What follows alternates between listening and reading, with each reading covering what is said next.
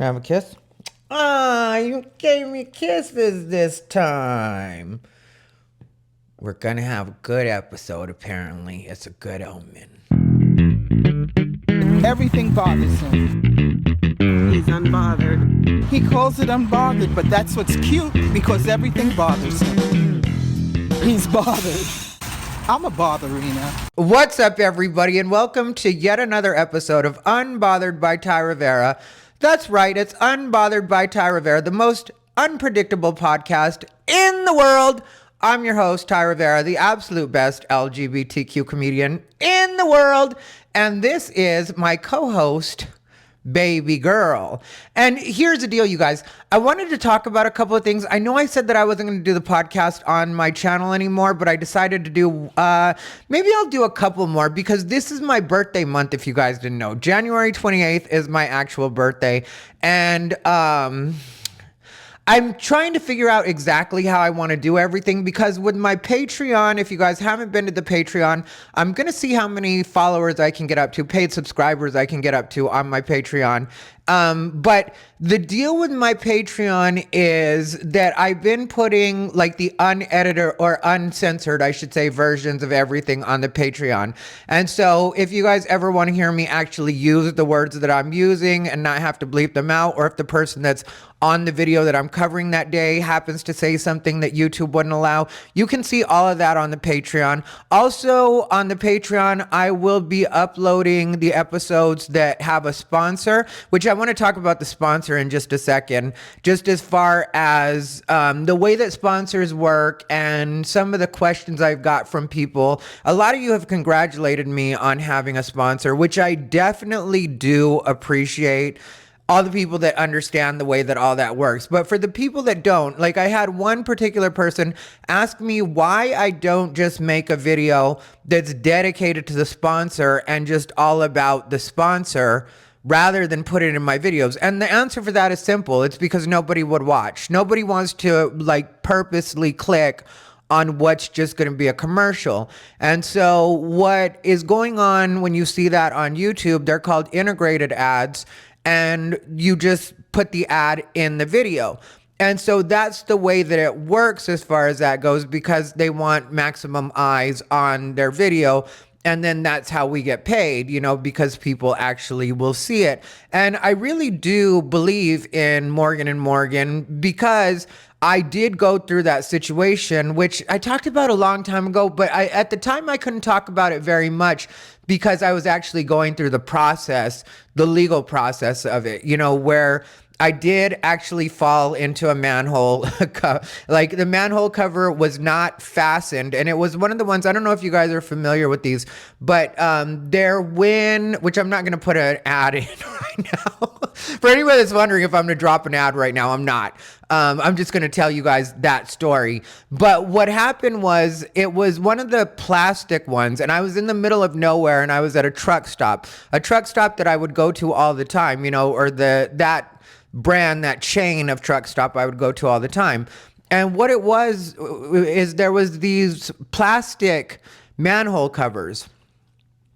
And I was walking Bijou because this was several years ago. This was like 2020, right before the world shut down. And so what happened was I'm walking Bijou and I turn around, technically because there was a cute guy behind me and he was checking me out. So I looked to like check him out too. And then the next thing I know, I just, bam, fall into something. Like, I don't know what I'm falling into. I don't know what's happening. The way that it went down was exactly like that. Like, I didn't know exactly what happened. I just knew that the ground beneath me fell, it gave way. And luckily, it wasn't that far of a drop, but what happened was when I dropped, because it was a plastic manhole cover, on the way down, the lid flipped up and it caught me just right, so it hit my chin. And which my chin is an implant, if you guys didn't know. It's been there forever. Well, for a lot of years it's been there, you know. But my chin is an implant. And I felt the impact and it just really hit my chin hard, or I should say my chin hit it hard, because Like it flipped up. I'm on the way down. Bam! I get hit by this plastic in the face. And then around that same time, because it all just happens so fast, all of a sudden I feel my foot like, she's not having this story. I feel my foot like all of a sudden hit an impact, and it turned out it was like a pipe. And so but keep in mind that my other leg is still at ground level. So it almost was like a standing split, not really a standing split, but like almost a standing split, like where your knee's like hiked up here and your other leg has just fallen in. And so my foot landed on that pipe, and it was metal. So that was an impact too. And then, it settled there for a second, but because it's a pipe, my foot ended up slipping off that. And then I had a second impact. And so that was rough on my knee. And in the moment, you're dealing with adrenaline, not to mention that what I actually fell into, it must have been connected to a sewer, or it must have been for the sewer or for the sewer line or something to do with that. I don't know. I'm not that kind of person, obviously. That's not what I do for a living. And so my whole foot and leg was drenched in poop. Not to sound gross, but it was gross at the time. It was disgusting. And so you're figuring all this out as you're going. And I was on my way to a gig that was I can't remember if it was Salt Lake that I was going to, because I was driving from Vegas, and maybe it was St. George, Utah. I don't know, but it was quite a drive. And what happened was, I'm in that mode because I actually needed to make that money. Like, if you ever see me on the road, I'm not usually on the road just for fun at this point in my life. There was one gig that I was going to do that was going to be just for fun, but we can talk about that on another episode. But I'm not really out there for fun. I'm out there to work. And so my mind, that's what's going on in my mind, is like, I still have to make it to this gig, but I'm halfway covered in poop.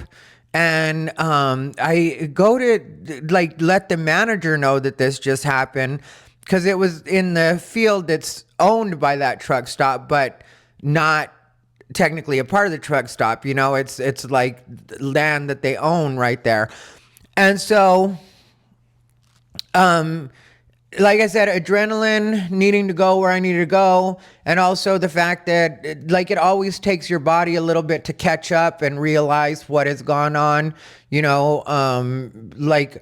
I've told the story before. I got hit by a bullet ricochet in a drive-by when I was younger, and that didn't feel like anything in the moment. And then the next day, that was terrible, and the healing on it was terrible, because it basically like getting shot, but it was a ricochet rather than a direct hit. And so, so my point is, the next day they hit me up because I posted about it on my social media and I tagged them. And, the manager tried his best, but laughed in the moment. He laughed because I was covered in poop, which I'm sure seemed funny to him on some level. I'm not holding him responsible for having a natural human reaction, but at the same time, it's very humiliating. And then I was wearing these white Nikes, and I'd say the pants were pretty well ruined, but I'm still thinking I gotta make it to this gig. And so they used one of the power washers to try to wash it off. And then they let me use one of the showers, because it was a truck stop, so they have showers. They let me use one of the showers. And I remember one of the guys being really accommodating and helpful. The manager, not as much, but he did say that they would cover my pants and some new shoes. And which I guess was nice at the time, but I know how some of that stuff works, and I didn't want that to be looked at as an actual settlement. So he told me to get in contact with them, and they would take care of that, and gave me his card and stuff. And so I posted about it on Instagram, And then they got in contact with me right away, like the actual truck stop. It was a Love's truck stop. I don't think I didn't sign anything that said that I wouldn't say where it happened. But it was a Love's truck stop. And so I tagged Love's, and Love's went ahead and got a hold of me. And I think it was like $3,000 that they offered me. But like I ended up learning in that process, because I first was like, okay. But I felt like that was, not enough. But like I said, this was like, because they contacted me 24 hours later and so it's still going through it, because I drove all the way to Utah, whatever spot it was, whether it was St. George or Salt Lake. I drove the rest of the way there. I ended up getting there too late to do the gig anyway. Which they were very nice about, and they were like, we'll book you again. And so I didn't even make that money. And long story short, it was just a situation where when everything was said and done, the medical on it alone was like $10,000. So if I had taken that $3,000 from them, because they sent me over a thing, because they wanted to settle right away, but, for $3,000. And just like when I looked at the form that they sent over, like the contract, the settlement contract, it did say like I wouldn't have any legal recourse moving forward if there were any, other medical costs that were unforeseen. That would be on me. And that's the way it was worded. And so I quickly realized that I was in over my head, and I was like, I really do. And like at this point, my knee is already starting to hurt. It's like, I know that something's wrong, but a lot of times you try to dismiss that stuff, especially if you're a person that doesn't have health insurance. And so that was on my mind too. It was like, I can't cover all this. I don't even know. So like anybody that doesn't have health insurance will tell you that you try to basically muscle through anything that goes wrong, because that you're not going to be able to take on, or you're likely not going to be able to take on the cost of whatever it is, because if it's something bad, then you're basically screwed. And so my point is, when it comes to something like Morgan & Morgan, and that's what they deal with, is accident, slip and fall, that kind of stuff, it really is, to me, something that people should always do rather than try to handle it themselves, because they're in it for themselves. They're in it for whatever corporation, company that they work for, where you're just an individual trying to get your stuff taken care of. And me, I didn't want to play any games about it. I wasn't trying to pretend to be extra hurt to get extra money, or I didn't want to even do the physical treatment or the physical therapy that I had to go through, because like I really had messed up my knee or my leg. And so I didn't want to go to all those doctor appointments though, because the way that worked was, I think I had to go 3 times a week at first, and then that got bumped down. Like as you're getting better, then and then like they suggested, because, like the psychological part of it, that I could also go to, a doctor and talk to them about that, like a therapist, and talk to them about that and that kind of stuff. And I was just like, I don't want more appointments. That's something I'll get over, because like when something like that happens, something that I don't think a lot of people would pay attention to, and I know I never thought about this before, but like literally to this day, I'm not just comfortable walking over a manhole cover or on a manhole cover. Obviously walking over one is fine, because if I just hop it or I step around it, then I don't ever have to worry about whether or not it's secure. And that's what had happened. Was it was plastic, and it had like a screw top and a big, I don't know what you would call it. Puppy, chill out. I don't know what you would call it, but it had like a big handle so that they could screw it. Puppy, stop it. I love you too, but stop. And so there's that part of it too. And they were like, and I was like, yeah, I don't want to do any more appointments.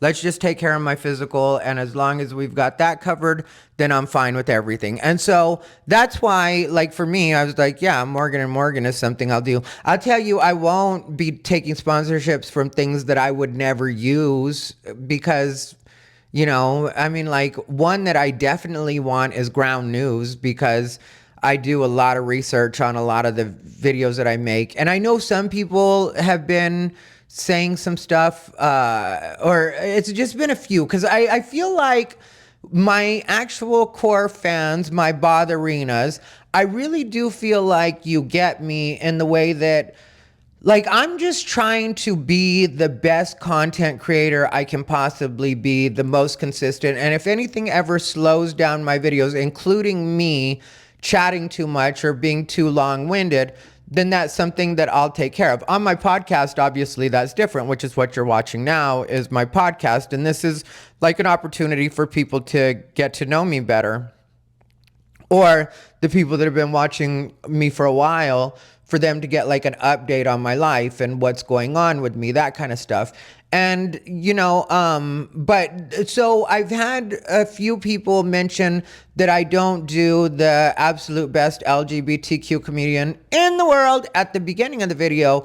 And that's because I was getting a fair amount of feedback from people that people wanted me to just jump into the topic a little faster, which is the way YouTube works. Everybody's on TikTok brain now. And luckily I've got an audience that's more, like, a lot of my audience is closer to my age, so Gen X. And so we all still remember, like, when things were long form and there wasn't a 1 minute format to anything. Even commercials were about 2 minutes long. Like when we would watch Love Connection when I was a kid, and Chuck Woolery would say, we'll be back in 2 and 2. Like, obviously commercial breaks weren't 2 minutes and 2 seconds exactly, but they were, they weren't super long, or they weren't super short. They weren't like now where it's like, if you're going to do something, it's got to be super quick. So anyway, my point is, I was like, okay, well, what's the fat? Where can I cut things out? And I was like, okay, that extra intro at the beginning can be done without, and then I can just do it on the outro, and then people still get the fun of me saying in the world, because I do have fun with it too. And it was a part of how I would, like, kind of get in game mode, so to speak, when I would do the absolute best LGBTQ comedian in the world, and then I'd go into whatever I was talking about. So I had to adjust for that as well. But, like, it does seem to have helped. And so, like I said, I'm just trying to do things better. Like, because the person that I'm thinking about, which I'm not trying to come down on you if you're watching, but I really doubt you are, because a lot of the people I find that have the most, or are the most adamant in their criticism, aren't even people that watch me like that anyway. Like, that's one of the things that gets on my nerves sometimes, when people will threaten to stop watching or threaten to stop listening. They'll say things that it's like, yeah, well, if you're really a fan of what I do and you really watch this channel as much as you're trying to make me think that you watch it, then this is stuff you would already know. Then you would already be used to this from me. Like, you wouldn't, like, when people are like, you support Donald Trump? I'm unsubscribing. I was a long time watcher. And it's like, really? Did you miss me wearing, like, Make America Great hats for at least, 6 months? Because from July until November, well, I even wore them after that. Like, I wore them well after that. I wore them well after the election. Because what happened was, there was a point where I wasn't wearing Make America Great hats. I'd worn them in an episode or two, but I wasn't really, let me get rid of this girl. Oh, now you want to lay down now that you know I'm going to get rid of you? But I wasn't wearing the hats for a while there, and I would mention it on videos every so often, but I wouldn't mention it all the time, obviously, because why would you? Like, it's a ridiculous thing. Like, what would it be, part of my intro, or how would I say it all the time? And so I thought everybody knew, though. And so I remember it being early July, and I made the video about Robert De Niro when he decided to do his speech about Trump, and he's a clown, blah, blah, blah. It was like, shut up. which Robert De Niro, I'm not really a fan of because he's been Trump deranged for so long. But I don't require that my audience be Trump supporters. I don't mind who you vote for. Like, that's the other thing a lot of people don't get about me. I have friends that, you know, are strong supporters of BLM. I'm not a BLM guy. I have friends that voted for Kamala. I'm not a Kamala person on any level. I think she would have been a terrible choice for the country, but I don't argue with my friends about it. It's not something that we go into at length. And so it's not really a thing for me as much as it is for other people. And I know some people will be like, well, that's because Donald Trump does. Well, okay. What do you want? Like, really, what do you hope to gain from trying to browbeat me about Donald Trump when I've been supporting him since he first announced? So what's that? 2015 was when he announced, and now we're in 2026. So 11 years later, is that what it's been? So, wow. Has it been that long? Because 2016, yeah. And then 2020 was Biden. Then, okay, yeah. So here we are.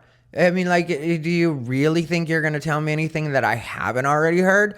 But anyway, so like I said, I wasn't wearing hats or anything like that. So I made the Robert De Niro video, and people were like, I can't believe you actually support him. In the Robert De Niro video, I believe I was also wearing a red Make America Great Again hat. And it was a thing for some people. And it felt like I was losing a lot of subscribers because, you know, like it was people like dropping off right away. But when it was all said and done, I really hadn't lost a lot of subscribers at all. But I honestly didn't know how anybody was surprised because I thought I had mentioned enough. So then I was like, okay. And I actually made this announcement on a video just so there's no mistake, just so nobody feels like they've been misled. I am going to wear a Make America Great hat in every video until at least the election is over.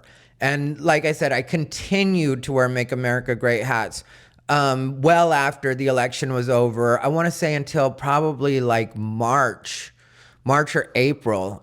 And now I'll wear them every once in a while when I feel like it, but I don't feel like I have to anymore. But it was because I didn't want anybody to feel like I wasn't being honest with them or I was leaving that part out. So now, because once in a while I'll get that too, you know, where people will mention that they can't support somebody that, okay, well, go somewhere else. Because I'm not trying to be mean, but I'm going to vote the way I vote. I'm going to talk from my point of view. And there's a fair amount of people that my channel actually speaks to.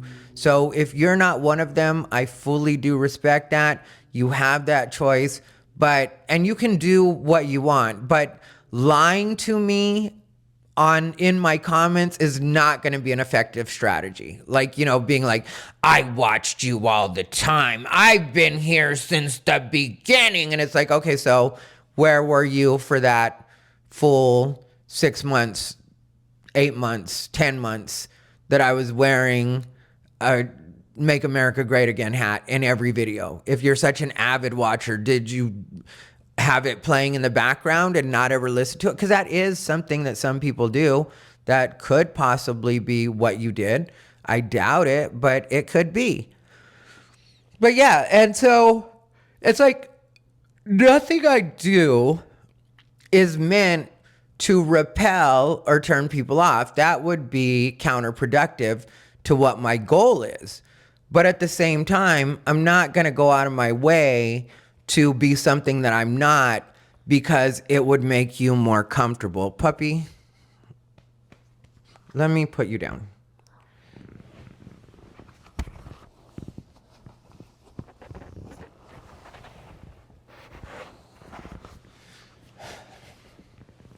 This is the problem with running a no edits podcast, but you know.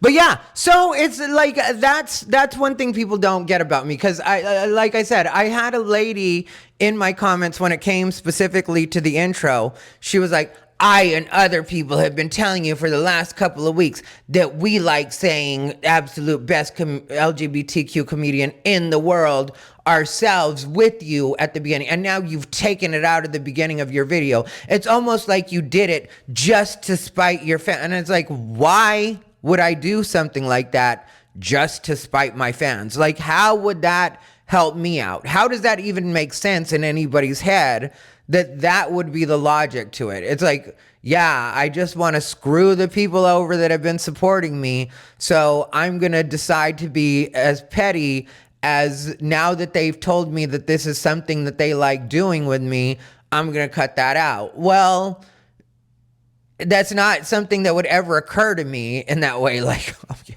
I'll show them why they shouldn't support me. I don't want them watching my channel. Of course, I appreciate that. I love that you guys love that. I think it's really fun and silly too. So I didn't do it, like, I did it in spite of what my personal preference would be on that, or like, you know, what I think is the most fun in that way.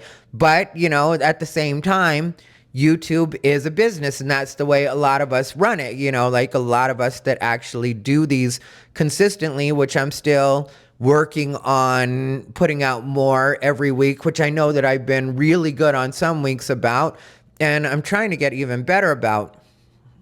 But, you know, with me moving into my apartment and getting settled and getting my stuff from Austin, and like everything that I've had to do the last couple of months, it's really been a lot, you know. But I'm a person that does get overwhelmed. I don't want to make it sound like I'm impervious to being overwhelmed. I definitely do get overwhelmed. But at the same time, I'm not a person who really thrives on that energy. You know, like some people just love, like, breaking down. And I don't know why, but I've known a lot of those people in my life. I've cut a lot of those people out because I don't like, you know, that energy. Because it kind of goes with victim mentality, you know, when people just wanna feel like, you know, things are terrible or they're always going through something. I'm not going through something all the time. Even if I'm going through something, like right now I'm going through a yawning spell. But yeah, I'm not that kind of person that's just always going through something. And so for me, it's like, yeah, I'll be overwhelmed in the moment. And sometimes I do look at all the stuff I have to do, and I do get a little bit like, oh my God, I don't know how I'm going to get all this stuff done. But I'm also a person that will just jump back into whatever it is I have to do. And on the days that I don't have time to do something, I just won't do it because I know what's smartest for that moment. Like when I moved into my apartment, obviously I want to get everything arranged. I want to get everything, you know, organized, because I know that that's the way that I work best. That's the way my brain works best, is when I'm actually somewhat organized and able to get into a system, a rhythm. And so I was like, okay, well then I'm just going to have to take these days off. And then when I had trouble, because they had trouble getting my internet up and running because somebody had like ripped something out of the wall or something had happened. Because the way the internet works in this apartment is actually similar to the apartment I had in Austin, in that it's designed to be like smart, you know, because it's like a newer build. It's not brand new, but it's like a newer build. And so the internet here is fiber, and it's actually built into the wall, and there's a spot for the modem in the actual wall. Like, you know, you open it up and there's the modem there, and somebody had ripped out some wires or whatever. So that was a bit of a headache. So I didn't have internet for like the first 3 days that I had this apartment. And that was really taking a toll on me mentally, because I was just like, okay, I've got to put something out. I'm not used to not having videos out for like 4 days in a row, because, you know, that's very rare that I do that. I try not to even do 2 days in a row without a video. Sometimes it happens, but I try not to do that. And so, but what am I going to do? I can't force them to get here any sooner than they're going to get here. I can't get them to have a technician out any sooner than they say they have a technician available. And I was on them, and so was the manager of the apartment. Honestly, I did appreciate that about them, that they did take that seriously, but there was nothing I could do about it. So at that point, it's like, am I going to break down? I don't think so. I think what I'm going to do is go ahead and make sure I set everything up the way I need to set it up, so that as soon as they put internet in, I'm up and running. I'm literally ready to put out a video. And so that's what I did, was I got myself in gear and set everything up, like my studio, and so that is something I don't think people really understand sometimes, because I think some people think that every video is as simple as when I do these. Because when I do these, honestly, I use a phone to record them, and I use this like wireless mic, which is in here. And because I don't do any edits on these, so once I transfer this from the phone to my computer, then it's just a matter of putting it up on YouTube, and that's it. There it is right there, And, like I said, I don't do any edits, except for adding the Unbothered intro.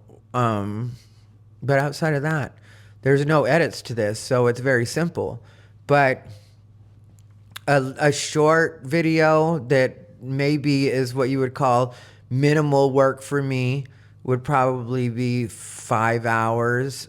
Sometimes I'm able to get one out in like 3 or 4 hours, or get it edited in 3 or 4 hours, but that's rare. It's usually going to be between 5 and 7 hours of editing, and then you add the recording on top of it, which that can take like an hour sometimes, because I will get long-winded and I'll edit a lot of that stuff out and just be like, okay, that's too much. It's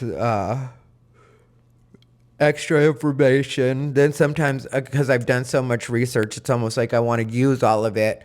And so I'll add in way too many details, and I'll be like, okay, not all of this is necessary for the final edit. And then now I'm doing the uncensored version for Patreon, so I have to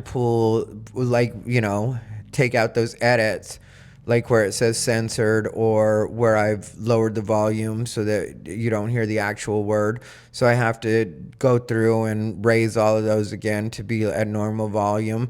And so there's that too. And then this month is my birthday month, which I was telling you guys about. And I haven't decided if I'm going to do anything for my birthday. I might just go ahead and stay at home, maybe do something local, but I don't plan to do a show.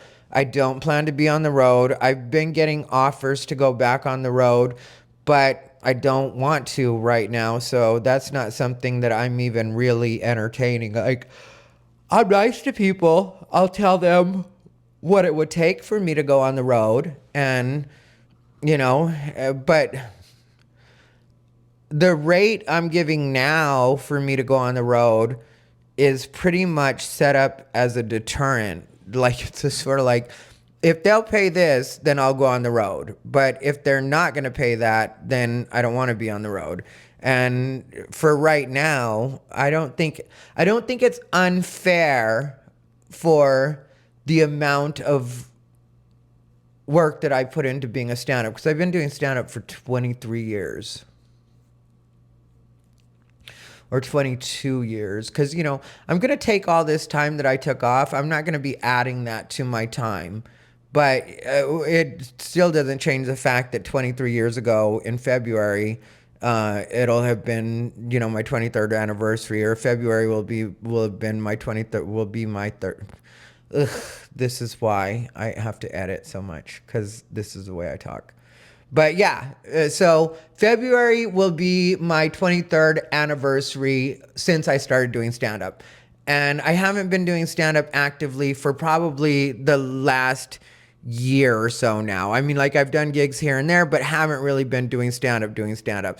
And so, so with the level of experience I have and the credits that I've got, that's what I tell them that I want for right now is not unreasonable, but the size of venue that's been hitting me up hasn't been huge. So to them, it may seem like more than they want to make, than they want to put out, because they still have money they have to make in order so that they can, arrive at a number that would be good for them.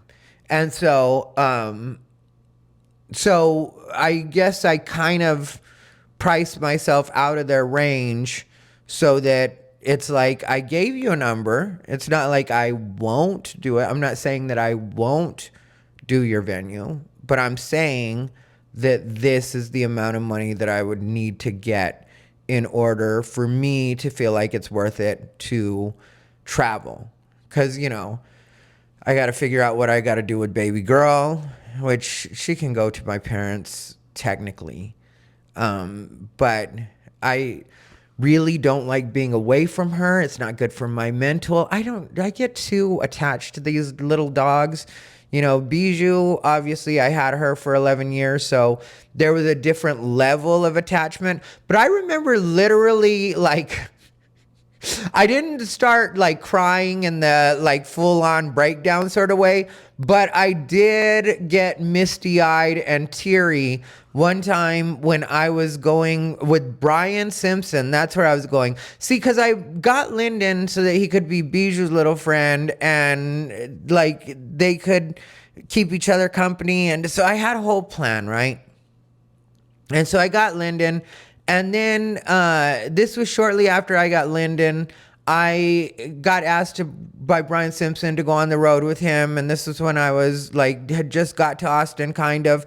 I was a couple months in, and so I was definitely going to do it. And I, in my head, thought Bijou was tired of traveling. That's really the way I felt about it, because that's a big part of why I got Lyndon too, was because Bijou was tired of traveling, or that's the way, because we went on the road together so much, and people don't understand the amount that I spent, or amount of time I spent on the road with that dog. And I would make it specifically so, like, anybody that booked me knew that they had to book me a hotel, motel, Holiday Inn, whatever you book me, it better be dog friendly, because I am bringing my dog with me. And so Bijou had been everywhere, and there was that kind of cross country thing we did when we went from Vegas and we're doing gigs all the way along the way until we got to Louisiana. I think that was as far as we went on that particular one. There was one time we went from California to Indianapolis, I think it was. And that one was, I didn't realize how long that was going to take. I did the Bob and Tom show at that time, but this was several years ago. And Bob and Tom, I think, were uncomfortable with the level of gay I was. I don't think they're homophobic at all. I'm not saying that. But I think that they felt like I could easily be a loose cannon and get them canceled. And I'm just so comfortable in being me. And I wasn't saying it like, I know it's radio, so I wasn't trying to say anything or do anything that would get them in trouble. That wasn't at all my goal. But what I was doing was just being fun. But they were extremely uncomfortable the whole time. And I think it was because they thought I was going to get them in trouble with like the censors and possibly get them canceled with, the lefties, which they don't really have too much to worry about with that. But Bob and Tom, I don't know if they're still huge like that, but they were a huge, huge radio show. And like by the time I did them, a lot of that had dissipated as far as it being as important as it used to be, because everybody used to talk about the fact that road comics used to always talk about the fact that if you did Bob and Tom and you were going to be performing in the Midwest, you were pretty much guaranteed to sell out. And so that's why they wanted me to do Bob and Tom for that gig. It was at Wiley's Comedy Club, and I don't remember where Wiley's was, but Chris Rubio went with me. Maybe it was, oh no, it wasn't Ohio. Yeah, I think let me see. Is it Dayton? Is Wiley's in Dayton, Ohio? I don't know. All I know was it was a ridiculously long drive, and Bijou went with me to that. And there were so many things that Bijou went with me to. And you know, she was 10 when this was all happening, I want to say, or maybe 9. And I just felt like she was tired of the road. So I didn't want to punish her and make her continue to go on the road with me. And then she knows the ritual, though, because she would see me pack my bag. Like, she knew what it looked like when I was going on the road. You know, anybody that doesn't think dogs know those patterns, dogs definitely do know those patterns. And so she saw me packing my bag and stuff, and she was like pacing in front of the door, like, why am I not going with you? Why are you not taking me? And I was like, you know, telling her, puppy, I didn't know you wanted to go. Like, I thought you wanted to stay at home. And this is the way that I would talk to Bijou. And I was like, I felt so bad because she really was just like, why are you leaving me? And you know, this little dog, she does a really good job of not letting on how much she actually needs me or loves me. I don't know which it is that she's not letting on, but one way or another, she's hiding something. Because when I do leave her to go do things, because I take her for a lot of things, you know, like I take her on a lot of errands, I put her in a bag, and we go do stuff. But sometimes it's like just quicker for me to go by myself, or obviously if I go to dinner with friends or go out to a club, which is rare, but it's happened a bit lately. You know, over the holidays, I was hanging out with friends and I went to Pride. And so there's times when I do leave her, and when I'm leaving her, she gets like, why am I not going? You know? And so my point is, I don't want to be on the road. Like, you know, I would rather be with my dog. I'd rather be working on YouTube videos. I would rather be straightening up around my apartment, because I get better all the time at, you know, getting rid of junk and clutter. But there is a part of me that is still a little bit of a pack rat. So I've held on to a little more stuff than I probably want to. And so every once in a while, I'll go through stuff again. And I get, like I said, I get better at it every time, because then I'll just be more and more indiscriminate and like, okay, that's just a paper that's been there forever. That's got to go. I don't care what's on it. I don't care how important in your mind you think it is. You're never going to need it because you haven't needed it this long, and it's just sitting there for no reason at all. You just have that paper. And so I'll get rid of it, you know, and it's like that kind of process if you're at all pack ratty, which I'm sure some of you are, because it's like one of the most natural things in the world. That's why you have like the show Hoarders, is because people are pack ratty sometimes. And so I'm getting better about that. And that's something that, even though it may sound trivial to a lot of people, it's important in my life that sometimes I just go through things and get rid of even more. And I was reading on a friend of mine's Facebook, which this does make sense, but that all of these things hold energy, and you're basically like keeping this energy that you don't always need in your life anymore. So even though to you it may just seem like a paper that you're ignoring, it might be something in the energy of that paper that you're holding on to that you shouldn't be holding on to, you know? And if you think about that as far as paperwork goes, you know, that would make sense. Like, you know, if there was a particular bill, say, that you got at a point in your life and you know, had to handle it, but at the time, maybe you had some stress about that particular bill where it was just like, that was one that, you know, was really expensive at a time I didn't need it to be there. And you're holding on to that energy. You know, that energy is in that document from when you picked it up and looked at it and you were holding it in your hand. It was taking your energy from you, where you were like, you know, ugh, I don't know what I'm going to do about this. And so, you know, I know there's one paper in particular that I really had to fight for. that I almost feel is like good energy because of the way that I was able to handle that situation. But I talked about it a long time ago when they had me at an apartment that I had lived at with a roommate in Las Vegas. The only time I had a roommate in Las Vegas, and she was not horrible. Well, I made an episode about that back when it happened. I would say she was kind of horrible in the way that she lied to me about the way the living situation was supposed to work out. She lied to me about how comfortable she was with the fact that am a night person, and so I'm going to work when I need to work, and I'm going to record, on YouTube when I need to record on YouTube, or record for YouTube when I need to record for YouTube. She was fine with all of that in the moment, like, fine, I don't mind. I'm a chill person. I don't care about any of that. I mean, like, when I'm asleep, I go to sleep. I don't hear anything. And then you cut to, there was a point where I'm recording my podcast in my room, which is on the other side of the apartment, split floor plan, as they would say.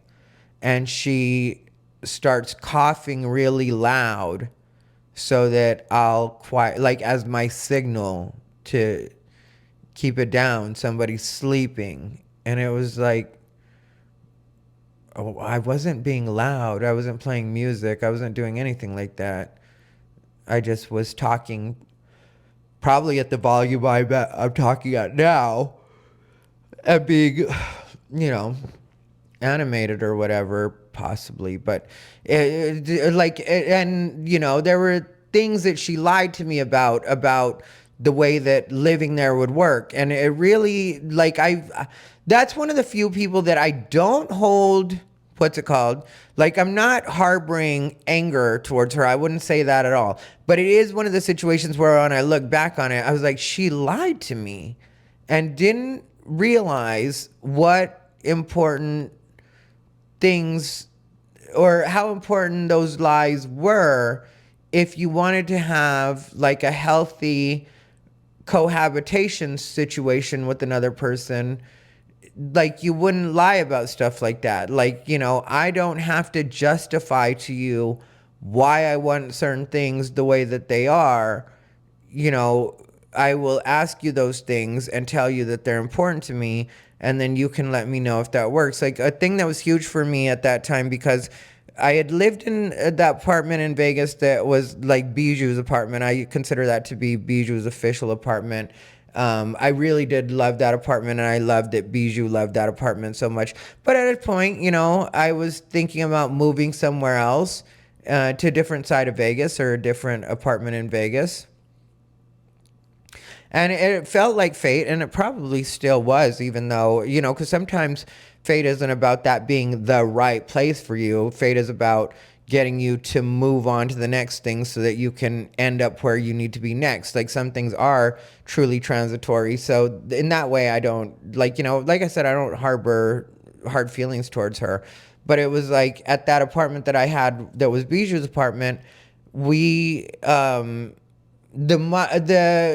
dishwasher never worked. It just would not dry the dishes on any level, because there's always going to be at least a little water in certain things or whatever when you use a dishwasher. Like, I have that happen all the time with storage containers. Like, water gets trapped in the lip, and then you have to take a dish rag and dry that off or whatever. Or sometimes I'll set it in the dish rack, because I also keep a dish rack, even though you can actually see my dish rack right there. Because I'll keep a dish rack even though there's a dishwasher. And so before I even moved in, I just asked her, I said, very important. And I was clear like this. I was like, very important.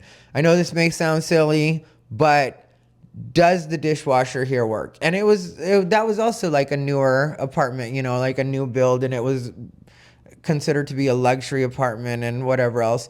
And so, she said yes. And she was very clear about that. Because like I said, I was very clear about that being important to me. And then I was on like day 2 of living there. And I was loading the dishwasher. And she was like, oh, just so you know, the dishwasher, it really doesn't work that well. So I just really do things in the sink. I just wash dishes by hand. And like I said, this was like day 2 and all my stuff's moved in. And I didn't want to seem like I was being an unreasonable person. So I just kind of broke inside though. I got to be honest. Like that one did like hit me a certain way inside where I was just sort of like, I can't believe she lied to me about that. Like I literally asked her when we were meeting because I hadn't approached her. I didn't need a roommate. She needed a roommate because I ended up coming to find out later on that she was kind of struggling because the way that she sold it to me for being her roommate was she was like, I mean, like, I don't really need a roommate. It's just the roommate that I have now is moving out and I am used to paying this rent. And it's like, well, if I could find somebody to fill that spot and then my rent doesn't change, then everything stays the same and I don't have to waste that extra money. And I was thinking in my head, like, that makes sense that you just would be like, why should I pay the extra if I got the extra room and I can have a roommate? But I came to find out later that she actually did need the money. She actually did need somebody, or she would have to find a 1-bedroom apartment and live on her own that way. And she probably didn't want to go through the inconvenience of moving as well. And so it was like that kind of situation, like where I found out, and then it was. But anyway, the point is, when I moved out, I had to sign a paper that said I was being released, and I was no longer responsible for that lease. I was no longer financially responsible. And my roommate, we had a huge blow up before I actually moved out because she had just been really on me about things that didn't matter. It wasn't like I was uncleanly in any way. It was none of that stuff. It was like she got upset because like she thought I was too loud and she didn't understand that because again on the meeting when she's the one who invited me over because she knew me from stand up and was like working on the production end of one of the venues that I would do regularly in Vegas. And so she knew me that way, and we had always been really friendly. And a couple of times we had gone out, all of us, a group of friends, had gone out together and hung out and that kind of stuff. And we always got along really well. Actually, we would joke all the time and be silly with each other. So as far as that went, we got along really well. And so, but I had told her, I'm a night person. I'm always going to be a night person. And sometimes I would say, because I told her, because, I don't want to lie to anybody because I didn't need to move out of my apartment. I didn't need that. It just felt like it was time. And like I said, when she hit me up, the timing was so perfect that I was like, I was just thinking about this the other day. Maybe this is what's meant to be. And so I should go meet with her. And so I met with her and I told her, like, I'm a night person. That's not going to change. I'm not loud, but I'm also not going to go out of my way to be quiet. So if you're a person that sleeps light or you're on a complete, and she was like, no, I'm fine with that. I'm fine. And, so that turned out to be a thing. Then, I didn't keep my stuff in the kitchen. And like I said, it was never a thing of like, I'm not the kind of person that leaves dishes in the sink. I'm not the kind of person that's going to do anything that's going to attract roaches. Cause that's my biggest thing and I was just raised, kitchen and bathroom are the most important things. And keep in mind, my mom kept a pretty well spotless house, but she always drove it home for me that kitchen and bathrooms were the most important things because, your bathroom, obviously, that can get unsanitary if you're not on top of it. And it's just a sign of a dirty person. And then your kitchen, you've got to cook in it. Or if somebody else lives there, because I grew up obviously in a family. So to be courteous to everybody else as well, so that there's, not dishes piled up and stuff like that. You're able to move around the kitchen the way you need to. You want to have a clean kitchen for that. But most importantly, the reason that your kitchen needs to be clean is so you don't attract roaches, so that your place doesn't turn into that kind of place. And so it was never anything like that. It was just like, if I didn't put the dishes in the places that she had designated for them, which, at the beginning was kind of hard for me because I don't know where you keep everything. And I had put a fair amount of my stuff in storage. Some of it I had, but some of it I had put in storage, left in boxes, because, if you already have a set of pans, then I'm not just going to add more pans just to have my pans out. It was like that kind of stuff. And so, there was a point where I had left bread completely wrapped in its bag, like a place, like I think on the counter after I had made breakfast or something, and she just, like, the way that she had put it wherever she had put it, like she had moved it to like a corner or something, and the way that she put it there was like in a very passive aggressive, but I want to let you know that this is not where this belongs type of way, is the way that she did it. And I just remember in my head being like, this person is petty, and this person is like wants to live a particular way, but not understanding that if you want to be in complete control of everything around you, then you don't have roommates. Like, that's what my deal is now. Like, I live with my little dog, but outside of my little dog, I don't answer to anybody. I don't have to keep things a particular way. I can do everything exactly the way that I want to do it. And that's what it is, And I really am happy with my life right now in that way, where I'm comfortable where I'm at. And like the apartment I live in is cool. Like I said, it's kind of similar to the Austin apartment in the way that things are set up and stuff like that. But the Austin apartment, even though it was a cute apartment, wasn't a luxury apartment either. And neither is this. It's a smart apartment is what it is. So it's got like, a bunch of capabilities to like, for technology and stuff like that. I can unlock my door from an app on my phone. So that's cool. I've got a Ring doorbell if anybody wants to be recorded. And all it does is give me another chance to see if I'm getting fat on the camera. It's a lot of what I use it for, because I don't have a lot of company or whatever. But so I have, and so it's like stuff like that. But this is the location I needed to be in, which was the most important thing. So it has everything I need, but it's in the location that I needed it to be in. And then eventually, I'm going to start thinking about getting a house at some point. Like, that's something that I really do have to start getting serious about, because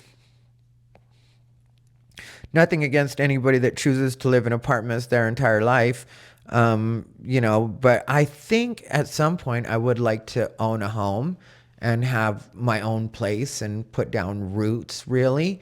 And so that's something that I thought about too when I was getting this apartment. It's like, okay, well, I don't want to spend a bunch of money like I'm just some sort of lottery winner or something, and like not think about the fact that I should probably be thinking that way too. Like, what's reasonable enough that I can save some money at the same time for a house and maybe a Cybertruck.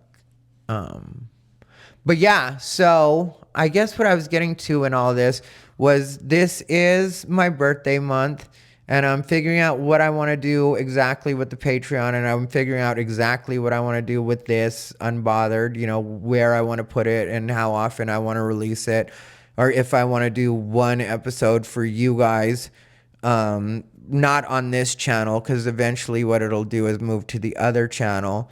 And then, or maybe I'll put this episode on the channel and then I'll just advertise it. Maybe that would be a productive use of my time in a way to do this. Yeah, that's what we're going to do. This is going to be on my new channel. Well, I've had it for a little while, but yeah. So yeah, subscribe to this channel.